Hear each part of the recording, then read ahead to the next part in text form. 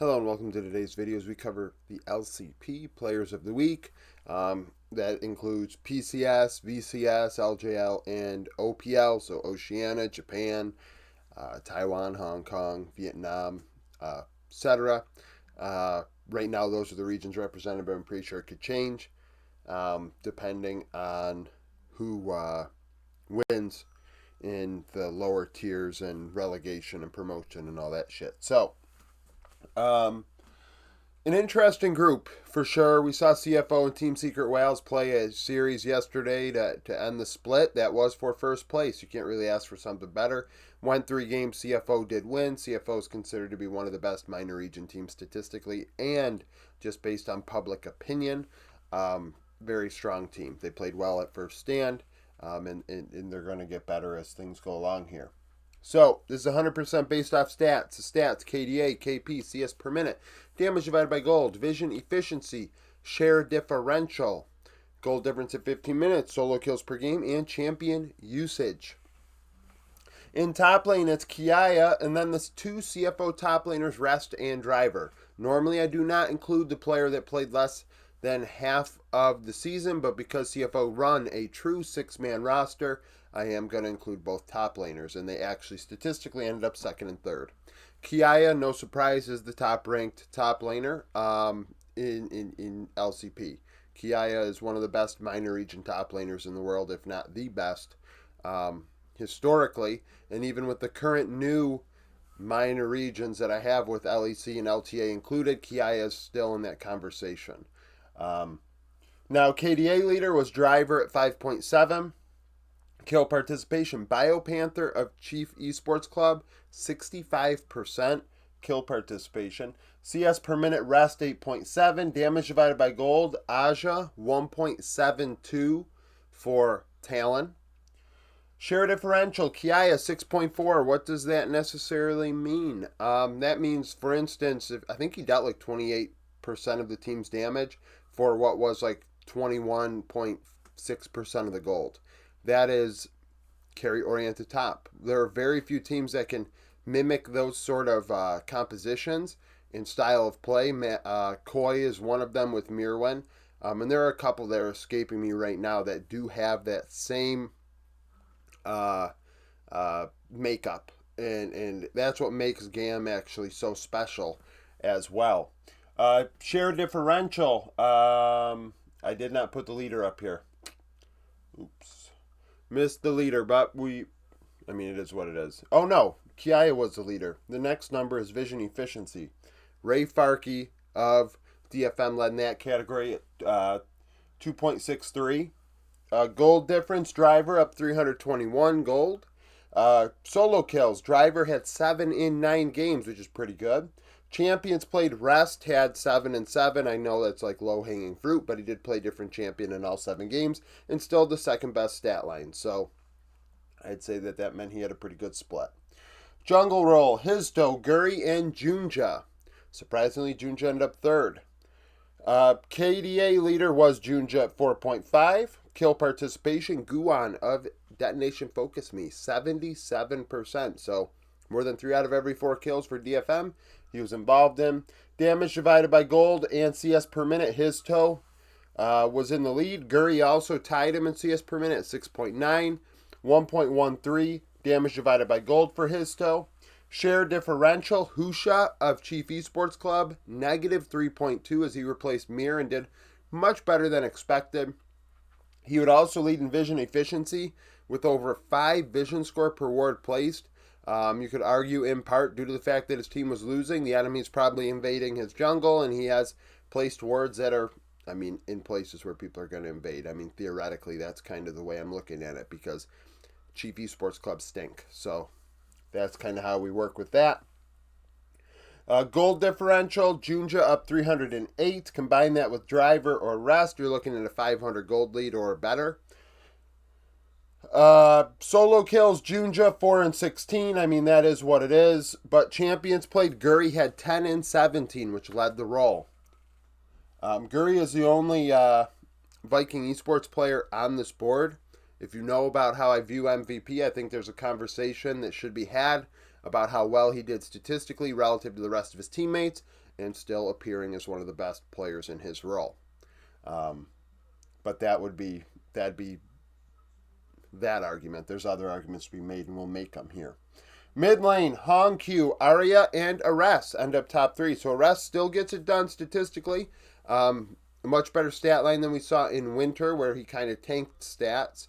There are times where, the entirety of the stat line ends up overcoming some things. So Hong Q, 4.7 KDA, kill participation, Kadi of Viking Esports, 81%. So very, very involved in what his team did. 4 out of every 5 kills. I mean, talk about a very facilitator mid and also a guy that they fought around for sure. CS per minute, Arrest 9.3.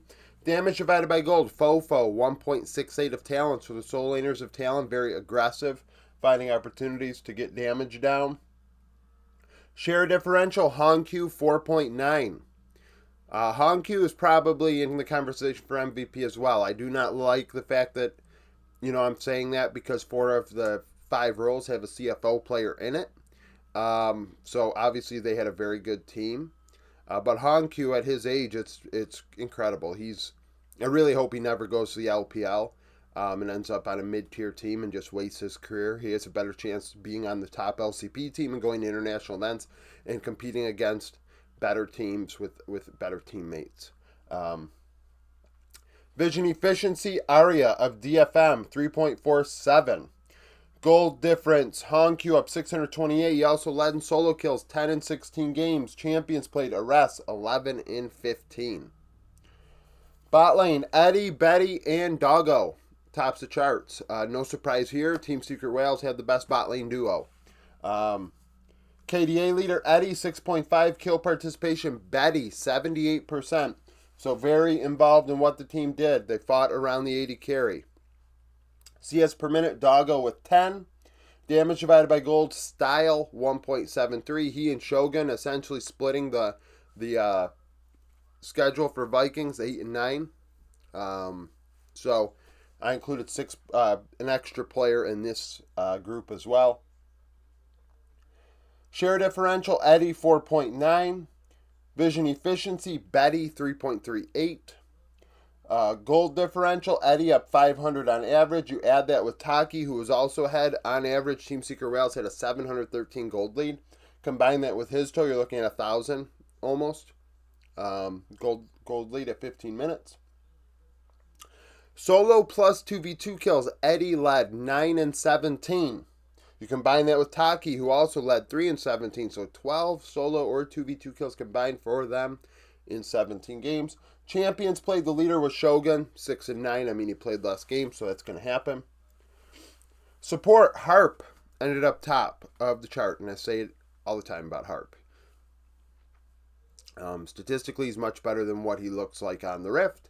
Eye test and stats, I don't think that there is many players in the world that have such a very different, two sides of the coin, if you will.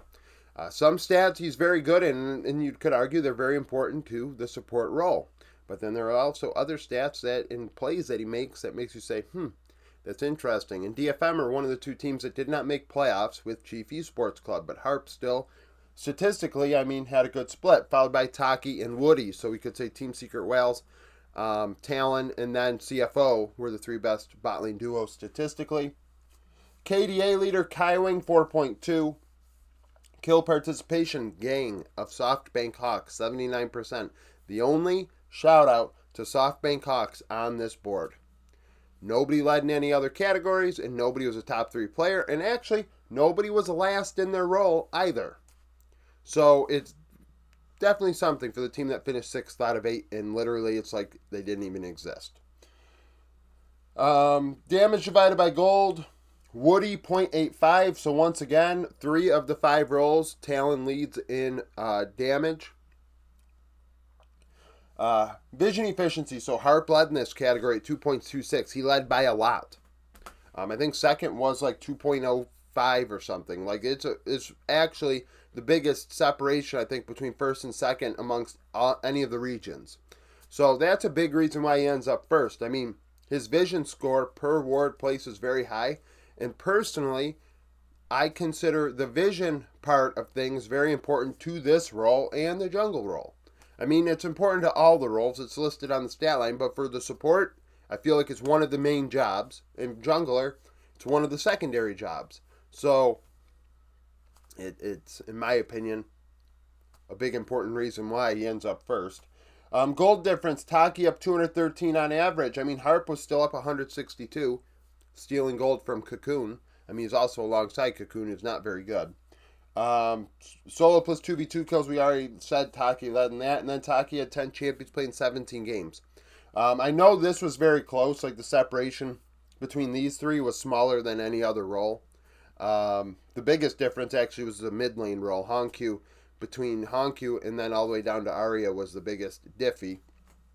Last place in roles, Ray Farkey of DFM, Levi of GAM, Jimmy and Violet of Chief Esports Club, and then Sulong of Viking Esports end up last, in part due to the fact that he ended up splitting time between 280 carries. He's a young player. I don't think that they should be doing that. I understand that the whole Senna thing is going on, but it's not, I don't think it's good for him. And then Levi, I mean, GAM is really weird. And, I mean, obviously Levi is better than the worst jungler in LCP. I mean, obviously. But stat-wise, he had one of the worst splits he's ever had. And I feel like GAM have taken a step back. They've hit that wall, along with Talon. Excuse me. And we saw them start swapping out. You know, they played emo a bit. And the rest end up top 3, so maybe that's not where they need to address things. But,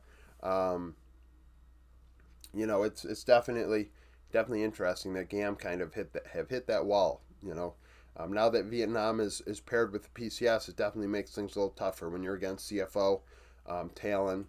You know, so that is a thing. So first team, Kiaya, Hizto, Honkyu, Eddie, Harp. Second team, Rest, Guri, Arya, Betty, Taki. Third team, Driver, Junja, Aras, Doggo, Woody. So, how do I view this? I think it's between Honkyu, Guri, Kiaya. I think that's who it's between.